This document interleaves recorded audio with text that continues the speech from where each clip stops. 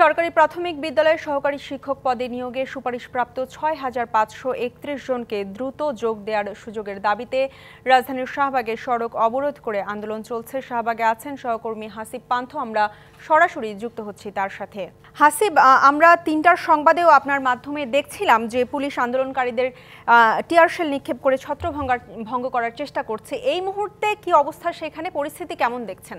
ঈশিতা, যেমনটি বলছেন, আসলে ৩টের সময় আমরা দেখানোর চেষ্টা করছিলাম যে শাহবাগের চলমান পরিস্থিতিটা কি ভয়ঙ্করভাবে ছিল, যেখানে আন্দোলনকারী যারা ছিল তাদের উপরে কিন্তু টিয়ারশেল, লাঠিচার্জ এবং জলকামানে পানি দিয়ে কিন্তু তাদেরকে ছত্রভঙ্গ করার চেষ্টা করছিল। তবে বর্তমানে যে পরিস্থিতি সেখানে আমরা দেখাই যে আসলে যেই এখনও কিন্তু সড়কে অবস্থান করছে সেই সকল আন্দোলনকারীরা, এবং এই পর্যন্ত কিন্তু প্রায় বেশ ২০ থেকে ৩০ জনের ওপর তাদেরকে ধরে নিয়ে গিয়েছে শাহবাগ থানায়, গ্রেপ্তার হয়েছে বলে জানাচ্ছিলেন আন্দোলনকারীরা। এছাড়াও ৫ থেকে ৭ জন মতো বেশ গুরুতর আহত হয়ে পিজি হাসপাতালে চিকিৎসা নেওয়ার জন্য তারা গিয়েছেন। এবং এখন পর্যন্ত কিন্তু আইনশৃঙ্খলাকারী রক্ষাকারী বাহিনী যারা আছেন তারা কিন্তু এখনও শক্ত অবস্থানে আছেন, এবং এছাড়াও এখানে যারা আন্দোলন করছেন শত বাধা উপেক্ষা করেও তাদের দাবি না মানা পর্যন্ত তারা এখান থেকে উঠবেন না বলেও জানিয়েছেন এবং শক্তভাবে জানিয়েছেন। তার সেই সরাসরি দৃশ্যটা কিন্তু আপনাদেরকে দেখাচ্ছিলাম। এবং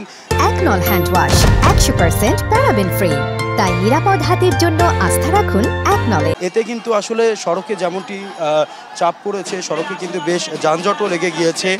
তবে শাহবাগ থেকে মিরপুরে যাওয়ার যে সড়কটি, অর্থাৎ কারওয়ান বাজার ফার্মগেট, সেই সড়কটি তারা ছেড়ে দিয়ে এখন কিন্তু তারা যে সড়কে অবস্থান করছে, অর্থাৎ শাহবাগের মোড় থেকে ধানমন্ডির দিকে যাওয়ার যে সড়কটি, সেই এলিফ্যান্ট রোডের যে সড়কের মুখ, সেই মুখটিতে কিন্তু তারা বসে এখন তাদের আন্দোলন করে যাচ্ছেন, এবং তাদের দাবি পূরণ না হওয়া পর্যন্ত তারা অবস্থান করে যাবেন বলে জানিয়েছেন আন্দোলনকারীরা।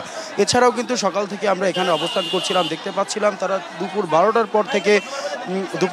পর থেকে কিন্তু আসলে তারা এখানে অবস্থান করছিলেন। এক পর্যায়ে কিন্তু আসলে তাদের সরতে যাওয়ার কথা বলা হলে তারা সরেন না। তার পরবর্তীতে পুলিশের লাঠিচার্জ, কুলকামান, টিয়ারশেল সহ বিভিন্ন চেষ্টা চালান তাদেরকে উঠিয়ে দেওয়ার জন্য।